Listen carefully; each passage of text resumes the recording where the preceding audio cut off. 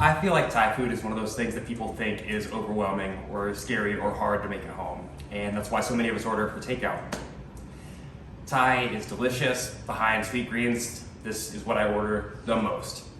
And so today we're gonna learn how to make Thai green curry from scratch. We're gonna make the curry paste and get everything all like simmered and cooking together and all the flavors. This one has a little bit of an exotic shopping list, so you're gonna get the opportunity to go check out your local Asian grocer, get familiar with what to me is the happiest place on earth, like Disneyland, Disney World, can go away. H Mart, Pacific Ocean Marketplace, that's the real happiest place on earth. So anyway, we're gonna dive straight into how to make what I think is the most delicious Thai curry, and honestly, maybe the most delicious curry of all time. Don't at me, bro. Let's get into it. Okay, so we're gonna take 2 teaspoons of coriander seeds, 1 teaspoon of cumin seeds, and a half teaspoon of white peppercorns.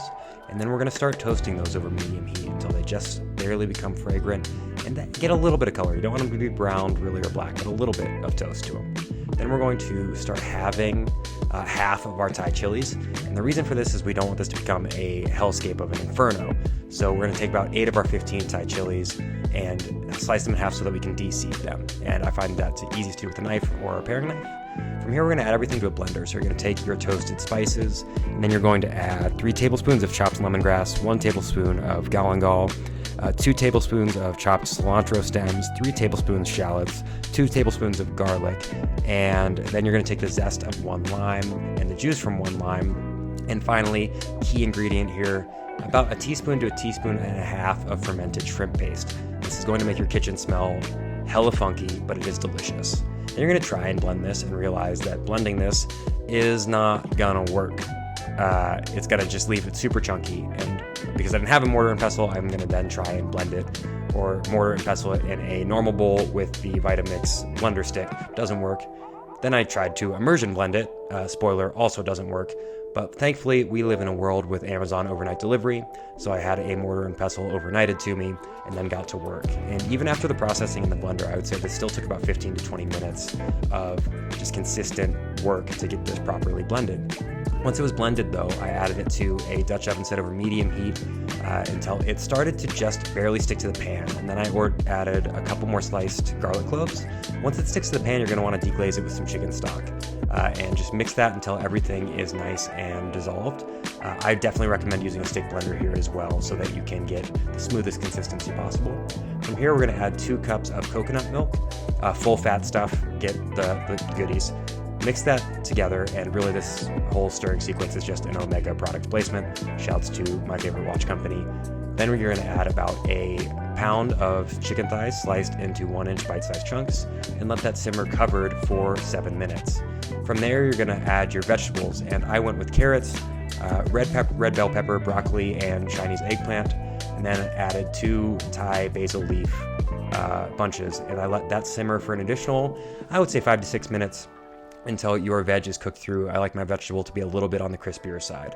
So after that covered and simmered, you're gonna remove the lid and remove the Thai basil leaves.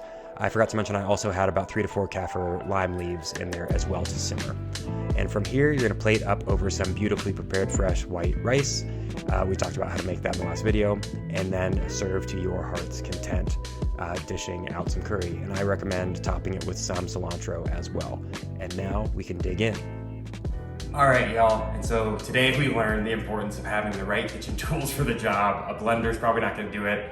The blender stick for the Vitamix probably isn't gonna do it. A mortar and pestle though, it's gonna get you there. This is legitimately probably my favorite thing to order for takeout, and it's not super easy to make at home. Well, actually that's not true. Everything except the mortar and pestle and the grinding is easy, but the grinding, man, you're gonna get a forearm workout for sure. But now we get to find out how worth it was. So I'm gonna try just the curry by itself. Oh, shnikes. Oh my God. Hold please. Hold please.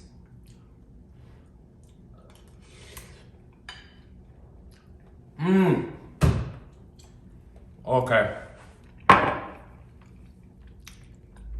It's sweet, It's spicy. If you put it in all the curry paste, it's pretty spicy. I would say it's like 5.5, 6 out of 10. So it's not gonna like melt your face off, but it's hot. Oh, that is worth every single second. Oh. Okay. Y'all, please make this. I don't need to say anything else. It's so good. There's so many different flavors. It's so rich. It's sweet, it's spicy, it's umami. Anyway, I'm gonna go devour this. Thank you, as always, for watching. Please like this video.